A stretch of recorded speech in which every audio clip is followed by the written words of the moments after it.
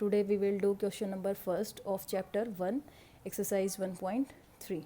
Okay, so let us start. Prove that root 5 is irrational. ठीक है, हमें root 5 को इरेशनल नंबर दिखाना है. तो हम कैसे दिखाएंगे? Bye contradiction. कॉन्ट्राडिक्शन का क्या मीनिंग होता है कि हम सबसे पहले रूट 5 को रैशनल नंबर मानेंगे and then in the last we will show that our assumption is wrong and then ये इरेशनल हो जाएगा. ठीक है, so let's start the solution. Let root 5 is a rational number by contrary. Okay, got it? Rational number. So we can find two integers p and q where q is non-zero such that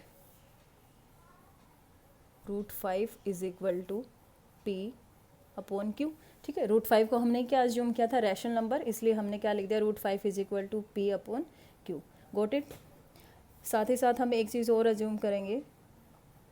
also assume P and Q both have a common factor other than 1. Got it? ये हमने assume किया है P और Q के पास एक और भी common factor है जो कि एक से अलग है. ठीक है, got it? So by dividing P and Q by common factor we get, हमें क्या मिलेगा?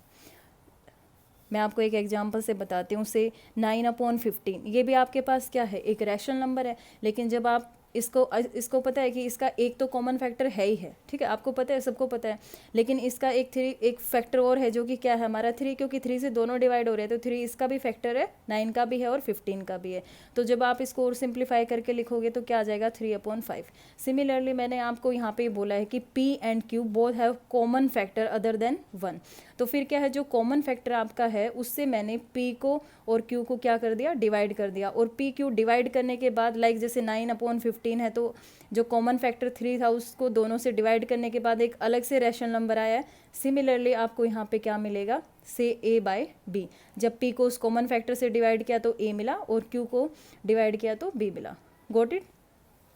वेयर अभी क्या है? जैसे इस क्वेश्चन में 3 एंड 5, अभी ये क्या हो गया? आपके को प्राइम नंबर. को प्राइम नंबर का मीनिंग क्या है? कि अब इनके बीच में जो फैक्टर कॉमन है वो सिर्फ क्या है? 1 है. तो similarly where A and B are coprime numbers. Got it? Okay. अभी क्या करोगे आप? B into cross multiplication is equals to A. ठीक है, अभी क्या करो? Squaring on both side. Squaring on both sides we get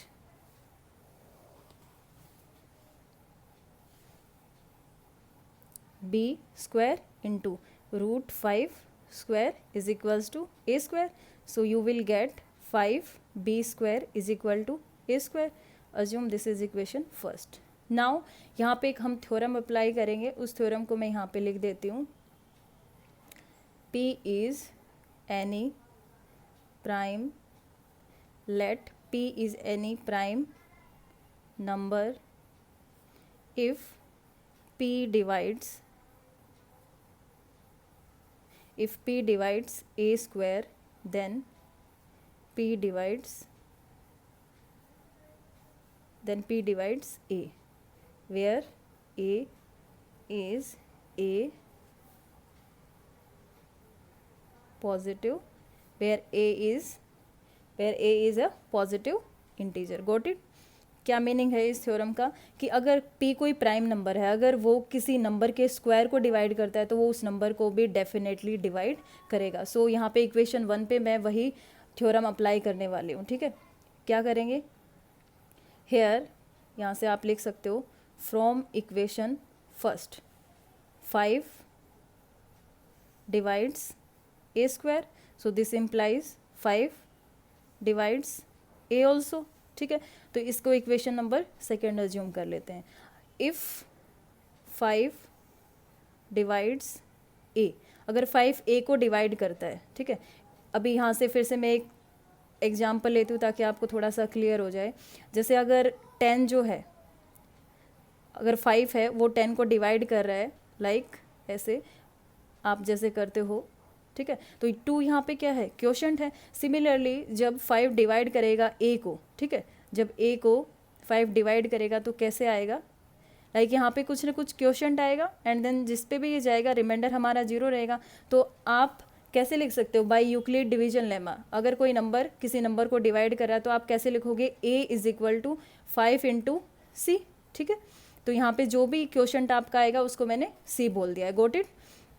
इसको बहुत अच्छे से आपको समझना पड़ेगा, this is very important question, ठीक है। अभी दिस इज इक्वेशन नंबर 3 मान लेते हैं इसको, ठीक है। अभी क्या करो, putting value of a in equation first, we get 5b square is equal to, यहाँ पे a की वैल्यू 5c है तो a स्क्वायर की कितनी हो जाएगी 25c स्क्वायर। Got it. सो इसको और सिंप्लीफाई करोगे तो b square is equal to 5c square. Got it. And this is equation 4। Okay. अभी इक्वेशन 4 पे मैं अगेन वही थ्योरम अप्लाई कर रही हूँ, again applying above theorem on equation 4, we get if 5 divides b square, this implies that 5 divides b. Got it? So this is equation 5. तो from equation 4 and 5 आपको क्या मिल रहा है 4 और 5 से, 5 divides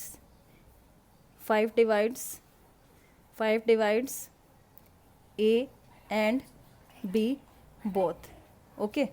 सो यहाँ से हम क्या निकला, 4 और 5 इक्वेशन से 5 डिवाइड कर रहा है, a को भी डिवाइड कर रहा है b को भी, लेकिन हमने क्या बोला था, a and b are coprime number, ठीक है। तो हमारी अजम्पशन जो है, so our assumption is wrong. Got it. तो हमने जो हमारी अजम्पशन थी वो रॉन्ग हो गई। And one more thing, A and B आपके पास क्या आ गए, यहाँ से ए जो है वो, सॉरी यहाँ पे 5 जो है वो ए को भी डिवाइड कर रहा है और बी को भी डिवाइड कर रहा है, लेकिन हम क्या कह रहे थे, ए और बी को प्राइम फैक्टर है, लेकिन यहाँ पे तो इसका एक और हमारा फैक्टर आ गया, कौन सा आ गया, 5 आ गया, ठीक है। तो यहाँ से हमारा जो हमने लिया था, अजम्पशन लिया था, वो हमारी क्या आ गई, रॉन्ग आ गई, ठीक है। क्या रॉन्ग आया हमारा, A and B are not co-prime numbers. Why? Because 5 is also a factor of a and b. So our assumption is wrong. Hence root 5 is a rational number. क्योंकि हमने assumption क्या की थी कि root 5 आपके पास क्या है, रैशनल नंबर है।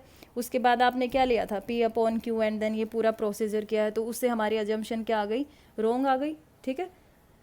तो यहाँ से आपको समझ आया कि रूट 5 जो आपका है वो फाइनली हमारे पास क्या आ गया, रूट 5 जो आपने रैशनल नंबर बोला था उससे हमारा क्या आ गया, ये अजम्पशन से क्या आ गया, इरेशनल नंबर। सॉरी यहाँ पे मैंने रैशनल लिख दिया था। So root 5 is a irrational number. This question is very important, so आपको थोड़ा सा केयरफुल होकर समझना पड़ेगा। Thank you.